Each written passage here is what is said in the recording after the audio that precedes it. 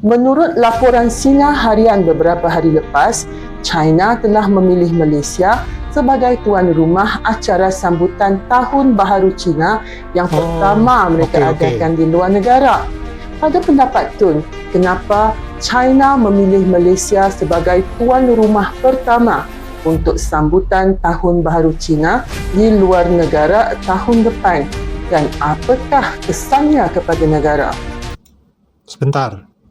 Jadi Menteri Pariwisata Malaysia ini kan memang ada hubungan erat dengan pemerintahan di Cina ya, ataupun di Tiongkok, dan dia beberapa waktu yang lalu melakukan lawatan ke Cina, dan sepertinya salah satunya adalah bagaimana supaya perayaan Gongsi Fatcai nasional di Tiongkok itu dipindahkan perayaannya di Malaysia.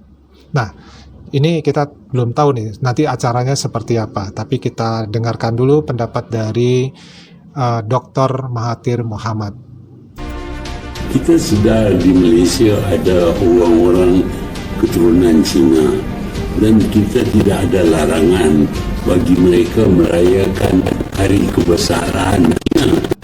Tetapi ini adalah satu perayaan di tingkat nasional, iaitu untuk negara Cina, tak perlu dibuat di Malaysia. Malangnya kita dapati bahawa ada pihak-pihak di negara Cina yang menganggap Malaysia ini sebagai Little China. Jadi nak dirayakan Raya Cina pun nak dibuat di Little China. Ini tak kenalah. Kita nak raya Cina bagi orang Malaysia di China boleh, dan kalau mereka nak jemput pelawan daripada negara asing pun boleh. Itu tak ada tegahan. Tapi janganlah buat national celebration Hari Raya Cina di Malaysia. Kononnya pasal Malaysia ini adalah Little China. Assalamualaikum warahmatullahi wabarakatuh. Nah, mantan Perdana Menteri Malaysia, yaitu Dr. Mahathir Mohamad, baru-baru ini menyatakan keprihatinannya terhadap penggunaan bahasa dan budaya Tiongkok yang semakin dominan di beberapa pusat perbelanjaan di Kuala Lumpur. Nah, dalam kunjungannya, ia mengamati bahwa banyak papan tanda ditulis dalam bahasa Mandarin dengan terjemahan bahasa Inggris tanpa adanya bahasa Melayu. Hal ini membuatnya merasa seolah-olah berada di Tiongkok, bukan lagi di Malaysia. Dr. Mahathir juga menyoroti laporan media Tiongkok yang menyebutkan Malaysia sebagai Little China karena praktek penonjolan karakter Tiongkok di area komersil. Ia menekankan pentingnya untuk menjaga identitas nasional dan memastikan bahwa bahasa Melayu tetap menjadi bahasa utama dalam komunikasi publik. Pernyataan ini muncul seiring dengan rencana pelaksanaan acara Gongsi Fatcai oleh pemerintah Tiongkok di Malaysia.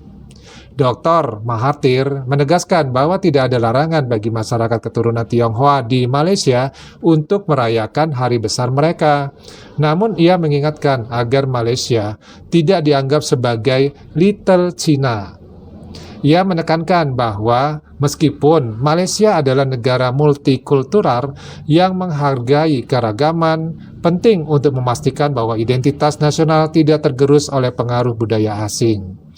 Dr. Mahathir mengajak semua pihak untuk menjaga keseimbangan antara menghormati budaya lain dan mempertahankan jati diri bangsa. Nah, tentu hal ini adalah bagaimana nanti dalam pelaksanaannya jika memang jadi pada tahun 2025, itu seperti apa dalam pelaksanaannya. Nah, pelaksanaan Gongsi Fatcai oleh Tiongkok di Malaysia itu tidak secara otomatis dapat dikategorikan sebagai pelecehan terhadap identitas nasional di Malaysia. Namun, pandangan ini sangat tergantung pada konteks pelaksanaan dan persepsi masyarakat. Lalu, mengapa bisa dianggap sebagai pelecehan identitas nasional? Ya, yang jelas adalah adanya dominasi budaya asing. Nah, kalau nih perayaan ini terlalu menonjolkan budaya Tiongkok tanpa memperhatikan nilai-nilai lokal Malaysia, hal ini bisa dianggap sebagai ancaman terhadap keunikan identitas nasional, terutama bagi masyarakat yang mengutamakan bahasa dan budaya Melayu. Nah, jika perayaan tersebut tidak melibatkan elemen budaya lokal atau komunitas lain di Malaysia, ini dapat menimbulkan persepsi bahwa budaya lokal diabaikan di tanah airnya sendiri. Nah, jika perayaan menggunakan bahasa dan simbol Tiongkok secara eksklusif tanpa mempertimbangkan penggunaan bahasa Melayu sebagai bahasa nasional, hal ini bisa dilihat sebagai pengabaian terhadap kedudukan bahasa dan simbol negara Malaysia. Lalu, bisa tidak kalau dianggap sebagai pelecehan identitas nasional? Nah, Malaysia adalah negara multikultural dengan populasi yang terdiri dari berbagai etnis, termasuk etnis Tionghoa. Nah, merayakan acara yang berkaitan dengan budaya etnis ya atau budaya Tiongkok bisa dianggap sebagai bagian dari menghormati keragaman budaya. Sementara perayaan ini juga dapat dilihat sebagai wujud ya hubungan baik antara Malaysia dan Tiongkok. Karena jika acara ini diselenggarakan secara resmi oleh kedua negara tersebut. Nah, selama acara tersebut dilaksanakan dengan tetap menghormati aturan lokal dan melibatkan semua komunitas, ini dapat menjadi momen mempererat persatuan dan saling menghargai atau saling pengertian antar budaya. Nah, tentu saja ya, acara ini perlu adanya semacam keseimbangan antara budaya dari Malaysia itu sendiri dan juga budaya yang dibawa dari Tiongkok. Nah, kalau perayaan Gong Sifacayi dilakukan dengan mempertimbangkan sensitif lokal, maka ini bukanlah pelecehan terhadap identitas nasional, melainkan bukti penghargaan terhadap keberagaman budaya. Namun, jika dilaksanakan secara sepihak tanpa menghormati nilai-nilai lokal, maka potensi untuk memicu konflik dan persepsi negatif tetap ada. Nah, kita belum tahu apakah perayaan ini jadi dilaksanakan, dan kalau dilaksanakan pada tahun 2025, apakah perayaan tersebut akan menggunakan full settingan budaya dari Cina itu sendiri, atau ada kolaborasi dengan budaya Melayu Malaysia. Nah, ini adalah semacam teka-teki yang tentu memerlukan jawaban. Nah, kita bisa mendapatkan jawabannya di tahun 2025. Kita tunggu aja ya.